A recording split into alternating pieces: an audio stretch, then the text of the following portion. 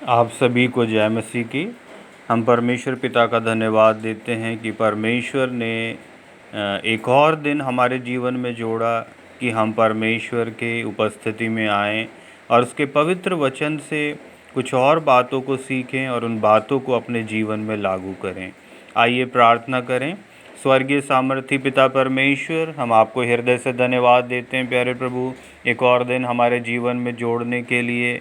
प्यारे परमेश्वर, हम धन्यवाद देते हैं आपकी सुरक्षा के लिए, आपकी दया और अनुग्रह के लिए। हम प्रार्थना करते हैं प्यारे प्रभु, हमारे अपराधों को क्षमा करिए प्रभु यीशु मसीह। आपका पवित्र लहू हम में से हर एक को धो के शुद्ध करे, पवित्र करे और हमें आशीषित करें। आपके वचनों को जब हम पढ़ते हैं, सुनते, सीखते हैं, हमें इन वचनों के द्वारा आशीषित करें। जो कुछ हम सीखते हैं उसको अपने जीवन में हम लागू करने पाएँ। आप हम पर अनुग्रह और दया करिए। इस विनती को मैं प्रभु यीशु मसीह के नाम से मांगता हूँ, आमीन। मृतकों में से जी उठने के बाद प्रभु यीशु मसीह अपने लोगों को 40 दिनों तक दिखाई देते रहे। स्वर्गारोहण से पहले उन्होंने उनको आज्ञा दी, और वो आज्ञा हम प्रेरितों के काम का पहला अध्याय और उसके 4 और 5 पद में पढ़ते हैं, जहाँ लिखा है, यरूशलेम को ना छोड़ो, परंतु पिता की उस प्रतिज्ञा के पूरे होने की बाट जोहते रहो जिसकी चर्चा तुम मुझसे सुन चुके हो। क्योंकि यूहन्ना ने तो पानी में बपतिस्मा दिया है, परंतु थोड़े दिनों के बाद तुम पवित्र आत्मा से बपतिस्मा पाओगे। तो पानी के बपतिस्मा के बाद एक विश्वासी के लिए अगला कदम है पवित्र आत्मा से बपतिस्मा पाना। प्रभु यीशु मसीह ही पवित्र आत्मा से बपतिस्मा देते हैं।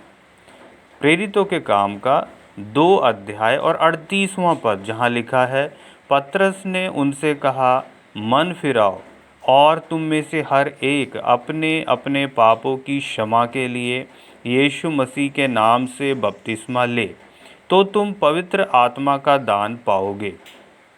अतः पवित्र आत्मा का बपतिस्मा उद्धार पाए हुए जन के लिए ही है। पिंतेकुस्त के दिन जब पवित्र आत्मा उतरा तो वे लोग सभी विश्वासी थे, और इसके विषय में हम प्रेरितों के काम का पहला अध्याय और 15वें पद में पढ़ते हैं, जहाँ लिखा है, उन्हीं दिनों में पतरस भाइयों के बीच में, जो 120 व्यक्ति के लगभग थे, खड़ा होकर कहने लगा। इसी के साथ यदि हम प्रेरितों के काम का 2 अध्याय और 1 से 4 पद पढ़ें तो वहाँ भी हम यही पाते हैं कि वहाँ पर विश्वासी लोग जमा थे। लिखा है, जब पिंतेकुस्त का दिन आया तो वे सब एक जगह इकट्ठे थे। एकाएक आकाश से बड़ी आंधी की सी सनसनाहट का शब्द हुआ, और उससे सारा घर जहाँ वे बैठे थे गूंज गया, और उन्हें आग की सी जीभें फटती हुई दिखाई दीं, और उनमें से हर एक पर आ ठहरीं। वे सब पवित्र आत्मा से भर गए, और जिस प्रकार आत्मा ने उन्हें बोलने की सामर्थ्य दी, वे अन्य अन्य भाषा बोलने लगे। आज ज़्यादातर मसीह लोग पवित्र आत्मा में बपतिस्मा के बजाय पवित्र आत्मा के अभिषेक के बारे में ज़्यादा बातें करना पसंद करते हैं।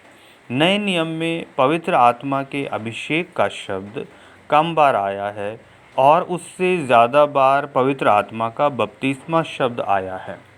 शैतान पवित्र आत्मा की शिक्षा से घृणा करता है, क्योंकि पवित्र आत्मा यीशु मसीह की महिमा करता है। यूहन्ना का 16 अध्याय और 14 पद में प्रभु यीशु मसीह पवित्र आत्मा के विषय कहते हैं कि वो मेरी महिमा करेगा, क्योंकि वो मेरी बातों में से लेकर तुम्हें बताएगा। यूहन्ना रचित सुसमाचार इस बात को स्पष्ट करता है कि पवित्र आत्मा का दान यीशु के महिमा में पहुंचने से पहले नहीं उंडेला गया था। यूहन्ना का 7 अध्याय और उसके 37 से 39 पद को यदि हम पढ़ें तो वहाँ लिखा है, पर्व के अंतिम दिन, जो मुख्य दिन है, यीशु खड़ा हुआ और पुकार कर कहा, यदि कोई प्यासा हो तो मेरे पास आए और पिए। जो मुझ पर विश्वास करेगा, जैसा पवित्र शास्त्र में आया है, उसके हृदय में से जीवन के जल की नदियाँ बह निकलेंगी। उसने ये वचन पवित्र आत्मा के विषय में कहा, जिसे उस पर विश्वास करने वाले पाने पर थे, क्योंकि आत्मा अब तक ना उतरा था, क्योंकि यीशु अब तक अपनी महिमा को ना पहुंचा था। जब प्रभु यीशु मसीह पिता परमेश्वर के दाहिने हाथ विराजमान हुए, तब उन्हें पिता की ओर से पवित्र आत्मा शिष्यों पर उंडेलने को दिया गया। प्रेरित पतरस ने अपने भाषण में इस बात को स्पष्ट किया है। प्रेरितों के काम उसका 2 अध्याय और 33वां पद 33 लिखा है, इस प्रकार परमेश्वर के दाहिने हाथ से सर्वोच्च पद पाकर और पिता से वो पवित्र आत्मा प्राप्त करके जिसकी प्रतिज्ञा की गई थी, उसने ये उंडेल दिया है जो तुम देखते और सुनते हो। इससे पहले शिष्यों ने पवित्र आत्मा को यीशु के जीवन की श्वास उनकी आत्मा में फूंकने के द्वारा पाया था। और इसके विषय में हम पढ़ते हैं यूहन्ना का 20 अध्याय और उसका 21 और 22 पद लिखा है, यीशु ने फिर उनसे कहा, तुम्हें शांति मिले। जैसे पिता ने मुझे भेजा है, वैसे ही मैं भी तुम्हें भेजता हूँ।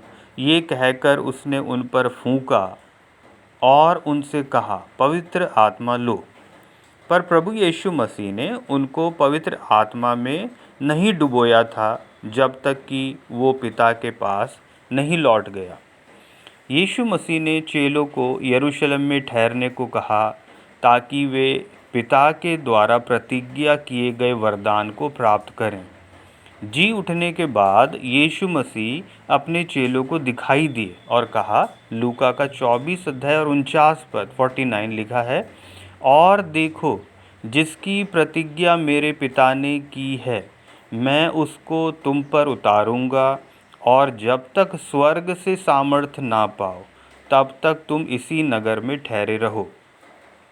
चेलों को और 7 सप्ताह तक इंतज़ार करना पड़ा जब तक कि यीशु का स्वर्गारोहण नहीं हुआ और वो महिमान्वित ना हुए।